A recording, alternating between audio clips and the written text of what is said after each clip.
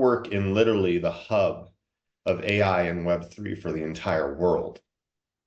Literally, yes. And I'm also a mentor to DIFC AI Innovation Hub, and I'm also a judge for the startups in AI Innovation Hub, for them to help them raise capital or get their MVP or get their PMF done properly, because I run my own company. And my background, so that you know, I started life in the UK as a quantum physicist, right? So this was during the Cold War years of Soviet Union and United States. I was on the US part, Strategic Defense Initiative, Star Wars. And I was looking at detection of decoy nuclear warheads using proton beams.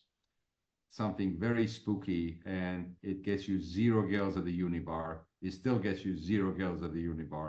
Everybody moves sideways from you because they think you're a geek. But I didn't want to be in defense, so I started writing code for the first mobile telephony application that ever came out.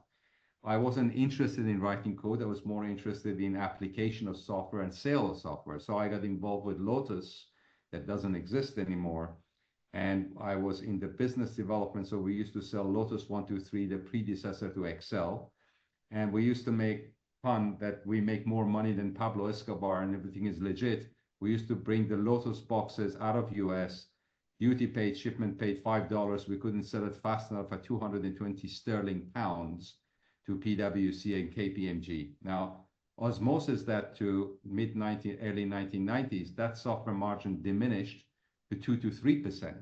So most of the software companies, they wanted to build a consulting firm around the software to augment their margin. So I got hired by the largest software reseller in the world at the time, billion-dollar company, NASDAQ quoted, based out of Dallas-Fort Worth.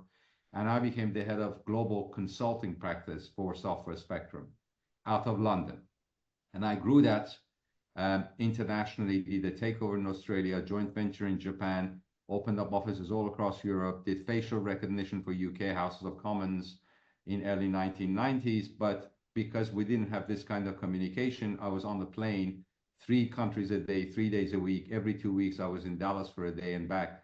So my body started to disintegrate. And a friend of mine said, leave this world, come and help me build the family office. I've made some money in oil and gas, help me do that.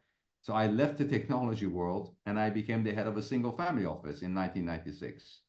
That brought me to Dubai in 2006 for a reverse merger, a $500 million reverse merger. It was a hostile reverse merger.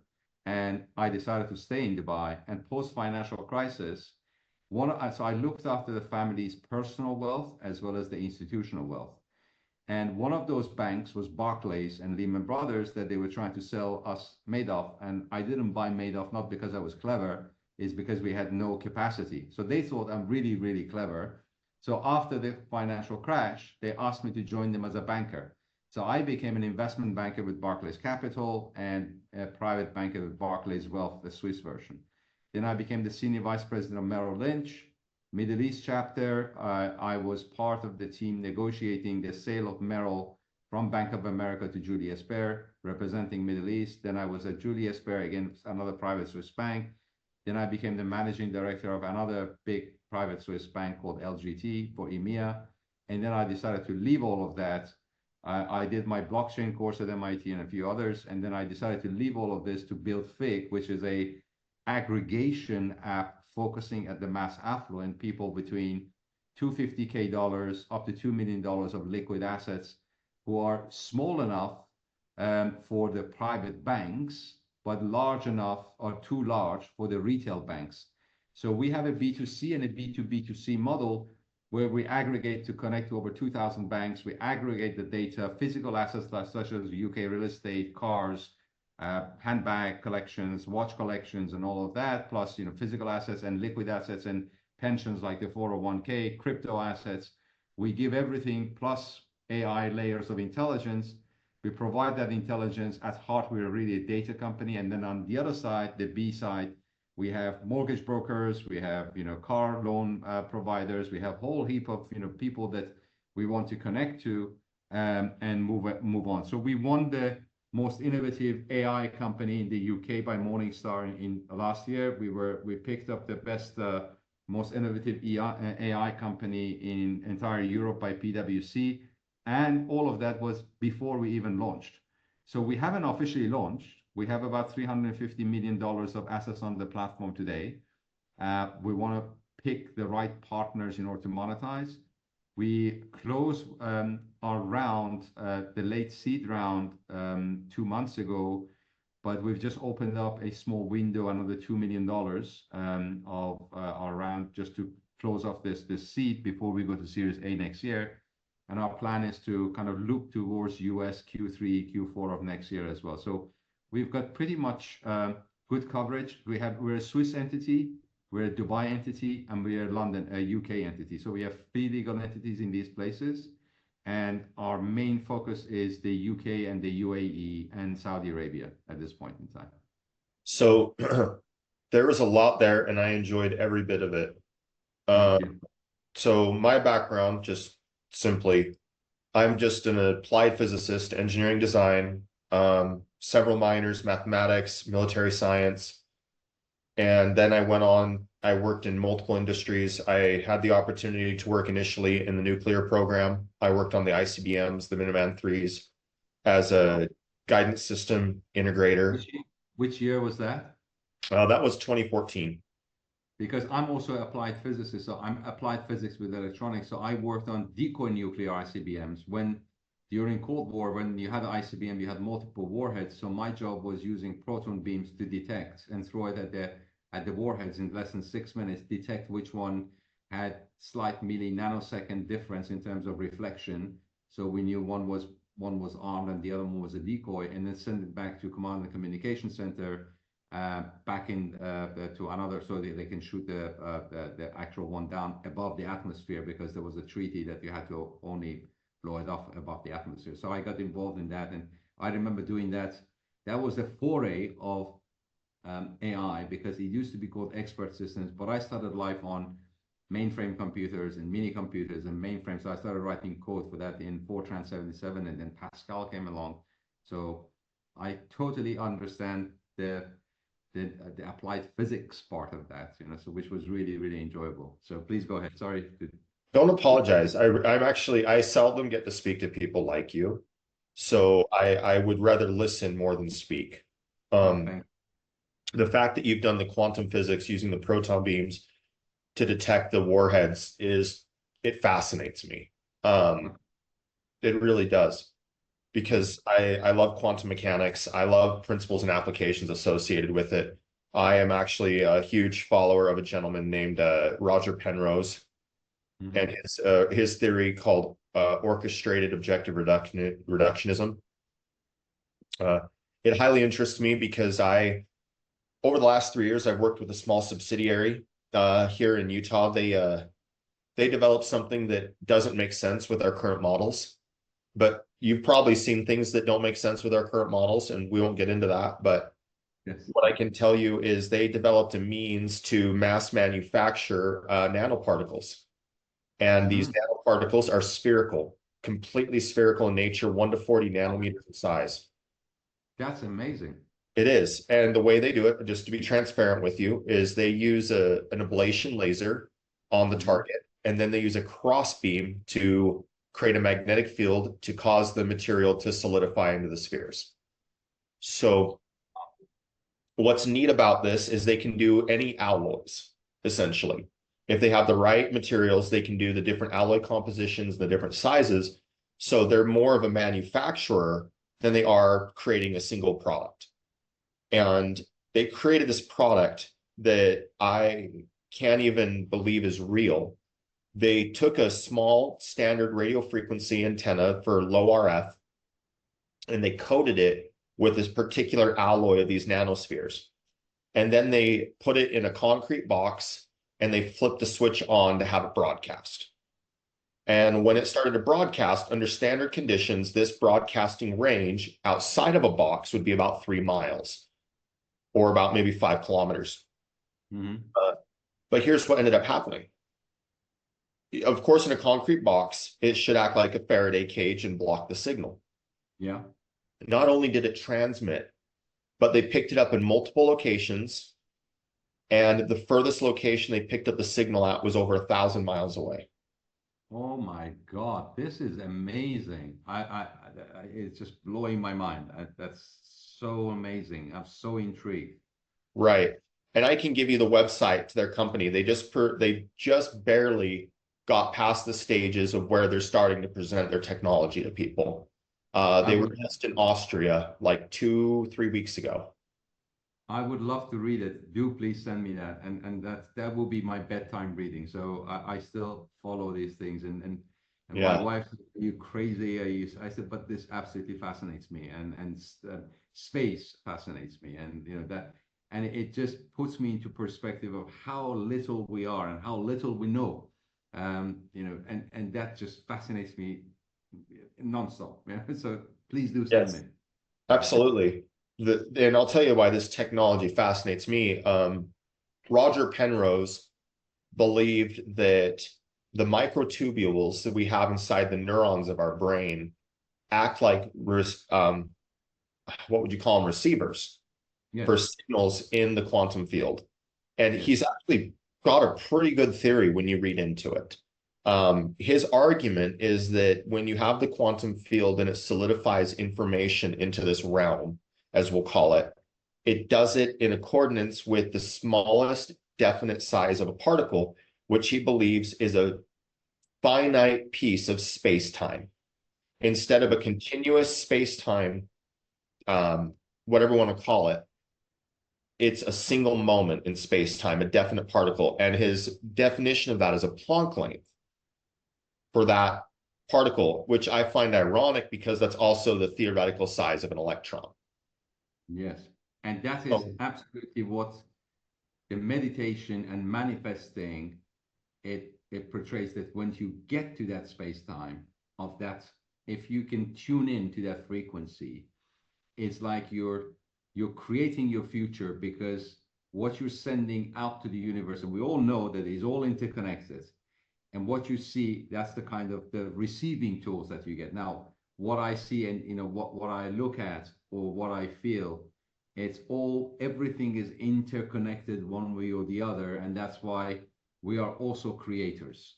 yeah, We create from within. Even again, the fascination of when you look at the vastness, or when you look at the universe, and you look at the universe with so many galaxies and trillions of stars, that is moving away faster than the speed of light. That's why sky at night is black and is not lit up, right? Because the universe is expanding faster than the speed of light. And when yes, you look up to the sky and you're looking at history, you're not looking at today. It just puts everything in perspective. You're looking at the light that is taken so many light years to reach you, and by the time, so you're looking at past, you're looking at present within that quantum field, you're looking at the future, you're creating the future. It's absolutely fascinating. I don't know how to kind of curb my enthusiasm. I would love to read that. Please do send that, and I would love to read and get into that electron level of space time and presence, really.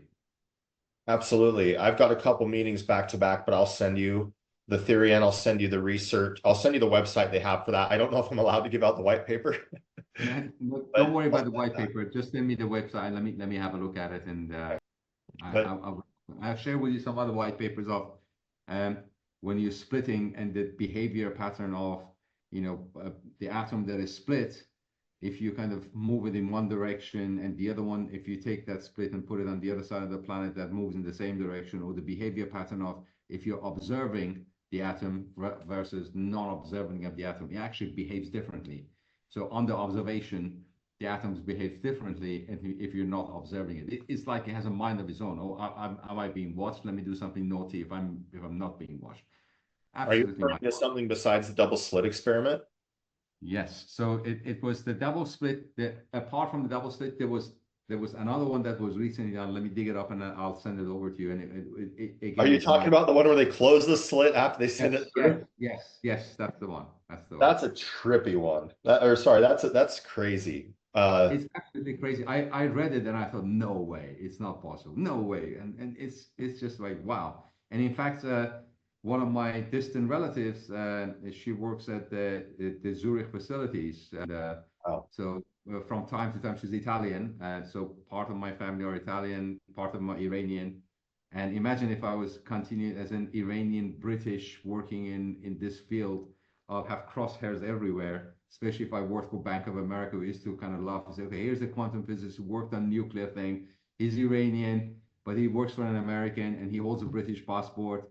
Every securities apparatus is after you. But Yeah. gladly, I didn't go in that direction. But anyhow, my connection to Iran kind of severed when the new regime came in 1979. So that's it. But still, my roots are back in. No, how do I put this? I don't buy into anything that my country sells because I know how much of it doesn't really reflect what's going on in the world. We probably live in the United States in one of the most controlled governments, and we're not even aware of it. Yes. We have a false sense of freedom and freedom of information when we hide what we don't want people to see. We change the past. We change whatever we want. We are the evil empire of Star Wars. And so who's the Darth Vader? I don't think there's one Darth Vader. I think No, there's there are many. There are many. Absolutely, you're right. You're right. I would But love, I would love to have this chat, and whenever you're in Dubai and grab it over a coffee or so. But it fascinates me. I would love to, because I also buy into the same philosophy of what you just mentioned, not only about the US but about the general world as a yes, whole. Who's controlling and who's running the whole thing. I was just having a conversation that in our primary days, they were saying, okay, is education better or wealth better, and which one? And the way the whole mind system works, and the whole system is controlling the masses of doing certain things in the way that they wanted to do. And one of the reasons I actually wanted to build Fake was kind of democratization. That was that passion. So at Fake, we don't hold anybody's money. We're not a trading platform. We don't tell people to come and open an account and give us $50 or $100 or $5,000 for us to show the doors of heaven. We say, let us give you intelligence, timely intelligence. You make those decisions yourself, but let us be in between. But we're a data company. We're kind of working with the professor of AI in UK, looking at predictive analytics, human behavior on using AI. So we are part of Intel partner program. So we started with a 700 billion LLM data point. It's going to take us 2 years of research to get there, but in the meantime, we're going to make money, and we got to kind of close our seed round and start generating revenue so that we're there and we can do the research at the same time. But I'm also part of the UK ethical AI and AI for consumer duty. How do you actually ethically use AI and do something with AI that is A, ethical, and B, it serves the consumer rather than serving the banking community. So I'm the kind of black sheep of having been on both sides, the buy side and sell side of finance, and on the technology, and also having worked with all the regulators, FIDIC, OFAC, FINMA, FCA, all of the guys. I've worked very closely with them. I understand all pieces of it. And I said, okay, let's democratize that. Let's do something. But from democratization, you don't make money, and we have to make money, and we have to continue to live, right? So we have to look at the commercial angle of the things, but without losing the ethics, right? absolutely. No. And I'll tell you right now, there's a group, I know they're really busy the next month, but the group that I work with out of Abu Dhabi, I want to introduce you to them because I see a relationship between you and them that could help both groups out. And that group is Promax Digital. They're a branch of a group called Promax United. Mm-hmm. And their whole thing is digitization of real world assets. They have 7 active projects internationally that are public. And then they also just are launching something called Earth Exchange, which is a carbon credit partnership between Kenya, Brazil, and Indonesia right now. So that's a neat project. I did a test with our professor of MIT when I did my blockchain, and we were looking at how do we digitize and solve the last mile problem and the verification on diamonds. So diamonds got the 4 C's, color, clarity, and so on. Yes. So it's etched in there. So if you go to a verifier and this verifier then verifies that this diamond belongs to you, then you put that on blockchain, and then in order to generate lending value against that, you need to create a volatility, you need to create vol. So we went to Singapore Exchange, which is very advanced. We said, okay, what if we put lots of diamonds in there, and we kind of do that, and then once you get the vol and volatility, then you get certain amount of liquidity available where you can then, instead of putting your diamond at a pawn shop or taking it to a bank that's not going to give you anything, as long as you have the last mile problem sorted out and you have the verifier, which was actually in San Francisco, etching your blockchain onto your stone and saying, okay, here's this particular stone with this 4Cs belongs to Sahba. And then you use that token and you start kind of trading the token on exchange. Again, that was an Algorand. We're doing it a proof of stake with Professor Macchielli, who was the father of Algorand. But again, my direction kind of went away from blockchain and kind of focused towards AI more, and I kind of left that. But it was a fascinating project to work at. But I couldn't monetize it again. I just left the banking, put in $2 million of my own money into FIG, raised another $3 million, actually 2 million Swiss francs, raised another 3 million Swiss francs, and now we're raising another 2 million just to get us going to the PMF, and we get the product market fit, and we're looking at distribution partners who can help us with the numbers. So we're looking at kind of creative distributions of where people have masses of users, where we can then offer as a white label, as a SaaS product, and we can get the data and behavior analytics. That's what is the heart of FIG, right? There might be something there between you guys and Promax based off of that. Yeah. Getting ready to launch a layer 1 they've been working on for 2 years, and it's a non-linear chain. It's a geometric chain. Excellent. Even better. So it's got base 4, a timing, an observer. I can't remember the other 2, but it's got 4 base nodes in the geometry for validation. It can be operated even on a phone. You have a main ledger, a micro ledger, and a nano ledger. That's pretty cool. I would love to get in touch with them and see how we can actually work with each other, for sure. For sure. You've said so much that fascinates me. And so did you. I didn't expect this call to go this direction. I wasn't actually expecting, I didn't know what to expect from the call, but it's just been amazing, and I'm sure this is going to be one of many calls between us. I would love to kind of explore to see how we can actually engage either connection or, product market or whatever it is, that it will be amazing. No, absolutely. So I don't usually tell people about that group I work with in Abu Dhabi, because that's where I've done most of my investing is with them. Okay. I barely talk about AI on here, but no, this is definitely more valuable, I feel like. One thing I would like to ask, do you mind if I was to take this and turn it into a newsletter for your review, our conversation? And then if you approve it, send it out? Okay. Absolutely, I will be delighted. If you need any information from my side in terms of, we're putting a new IM together for next week, end of next week, but we have a teaser and others, so I'm not asking for capital. We would welcome capital from clever people such as yourselves. We would love to have you as partners. But aside from that, being on the newsletter, would love to be, and I have no problem. So please go ahead. No I'll issue. do that. And there is a person, she runs a pretty good sized podcast for getting your brand out there. Like, I know brand isn't really your thing. You're more of you're more institutional money, but I still think it'd be valuable to get it out there.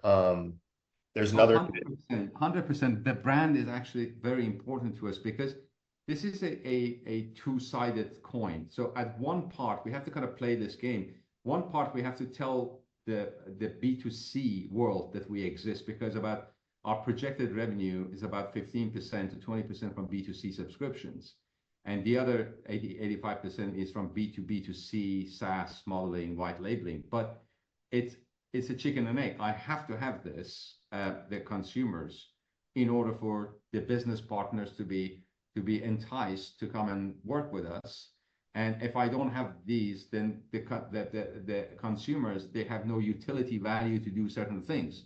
So first, we want to, but I don't want to use a dime of our investors' money on advertising and just make Zuckerberg richer or Sergey Brin richer by paid advertising to Google and Meta and all that.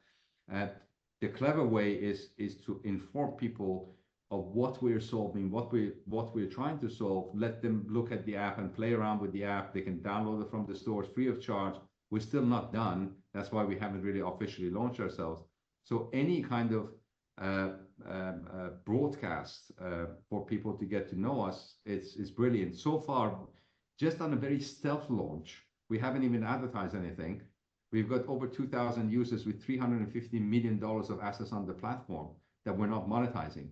But that's ripe, is there to be had. So imagine that 350 became like 600, 1 billion. That's a powerful asset on the number of assets on the platform, especially that we know what the composition of the asset allocations are, whether it's real estate or investments or cryptos or watches and handbags, and whatever that we're connecting, that's powerful. That's data, and that's very, very important. So absolutely, that kind of branding exercise is very important for us. There's one more person I'm going to introduce you to. His name's Bob Allred. He's a good connection because he's very connected. And if you just start talking to him, he will be fascinated by who you are. And I can't make any promises about his connections and who he would introduce you to. But I can tell you directly, he is family friends with the owners of a company called Bain Capital. Bain, okay, I know Bain Capital, very well respected. Right. Right, very well respected institution. So I would start from there. I'm going to get you connected to a woman named Annika Jackson. She's the podcaster. And then I'm going to connect you with Bob Allred. And I'm going to connect you with his best friend, who's a dear friend of mine. His name is Roy Vella. Roy is out of Boston. Okay. And Roy is absolutely brilliant. I just want to introduce you to more brilliant people because it just helps. Thank you. Those are the people at the top of my mind. I highly respect them. How can I repay you for all this kindness of introduction to all this gem of people? What can I do to reciprocate this kindness? I don't know. I'm always looking to build things for people. I do quick off websites, nothing big, but that would be helpful. Or people that need lead gen or marketing automation on any platform. I can automate anything. You understand, though, it's not that hard anymore. It's just more a side thing that I do. Those would be good opportunities for me. But really, I also know this for a fact that what I give out into the universe does come back no matter what. It always does. And in my opinion, and you know what, James, when I started doing this, in my original deck, I'm not young. I look after myself. I don't drink. I don't smoke. I exercise. But I'm 61. And they said, well, why are you doing that? You had a fantastic life as a private banker, several billion AUM, your Monaco Grand Prix and, your wining and dining and everything else. Why did you do that? I said, I have one passion. And I believe that we are a spirit living in a human body rather than having a soul, right? So I really have bought into that philosophy. And my role is to do something before I leave this body. And they said, what is that? And I was putting it in my deck that out of my proceeds, not the company's proceeds, I want to dedicate a large portion of it to help people learn about technology to better their lives, right? I want to teach them about technology. So I want to go to underprivileged places, maybe India, Bangladesh, Pakistan, Iran, and other places, to be able to use technology and give them the tools for them to be equipped, because it's a fact that, okay, you were born underprivileged. It doesn't mean that you should remain underprivileged. And that passion is actually driving me, and the democratization of wealth across, because as a banker, I know what they were doing to screw people, right? It's just, I can't tell you, there's a lot of secrets that I can't tell you, but it is really criminal what these guys do. Because I've been on both sides now, I understand the other side, and it's absolutely criminal. And I think, okay, I am alone, and I'm not going to go and democratize and tell everybody and become a whistleblower and do this and the other. But in my own little thing, my own little universe, I can make a dent. And I did my DBA. I stopped my DBA halfway through. I did my MBA, I did my DBA, and the DBA was about motivating the knowledgeable, distant consultant employee, because I didn't want my consultants to go rogue or go native. And I learned in DBA that the DBA role is putting a pebble on a wall. It's not about building the wall. It's putting one pebble. And that one pebble, that would serve my purpose in terms of the evolution of my soul, of why I'm here in this lifetime, right? And so part of what drives me as a passion is that in, let's say, 3 to 5 years when we exit, part of that I'm going to be enjoying my proceeds from my personal proceeds in order to help other people to help themselves, right? Teach them how to learn. Learning how to learn is quite important, and I want to do what I can in terms of technology. So that's the passion, and that's why, you know, I guess we connected almost immediately, because we all think along the same lines, and with two physicists talking to each other and believing in universes and believing in destinies, and that's very important for me. No, what I love about talking to you, that it's confirmed to me over and over, and I haven't been listening to, is I know inside me that the things you've talked about are true. For instance, the art of manifestation and these things, I find it fascinating that the conclusions you've drawn are the same conclusions I see over and over in the most brilliant minds I interact with.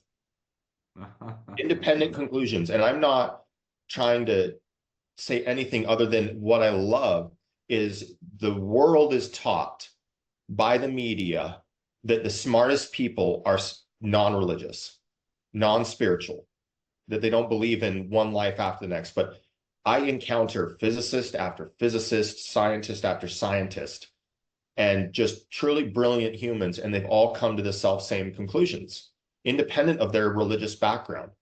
They believe that it's very much like this, that one form or another, we are inside of this body. This is not who and what we are, but it's an experience. Absolutely. And we have the ability, based off of our mind, to alter that experience, both internally, and what's even more scary is not scary, but what's more exciting is that by altering, let's say, your attitude, it literally will alter reality. 100%. And I have done this many, many, many times over, from the most minute things of saying, I remember going to DIFC and looking for a car parking space. I used to imagine and practice it. You know, I know this parking spot is mine. And when I'm going to get there, even if there's a car, they're going to come out and I'm going to go in there.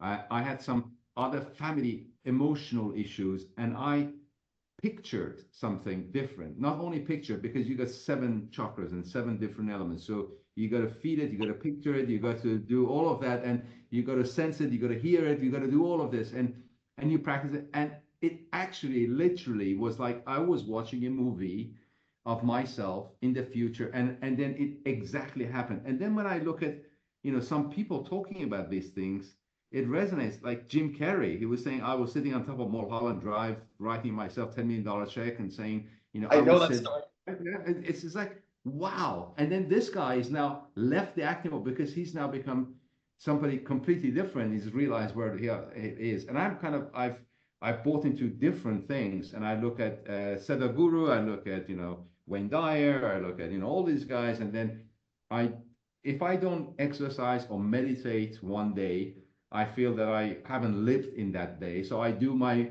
meditation, I do my exercise, and luckily I live by the beach, and you know, I can look at the palm, and the best meditation is salt water. So when you go float yourself in the salt water in the evening, and you got both the moon and the sun out, so you got 2 different energies, and then you're in the middle of salt cleansing your soul, that's totally amazing. You got to try that, right? I'm lucky to be in Dubai to do that, right? But you got to try that. Okay, I do. I do have another call to jump to. I hope, I wish I knew if he was there or not. Well, we got recorded, and that's a great call. I don't know how to thank you, James. This was, again, this was not just a coincidence. It was destined for us to have this conversation. I'm sure we're going to have much more pleasurable, you know, pleasurable conversations coming forward as well. We are. I'll set you up with those things today, all right? You're a superstar. Thank you very much. A pleasure to see you. You as well. I'll see you later. Thank you. Bye-bye. Bye-bye.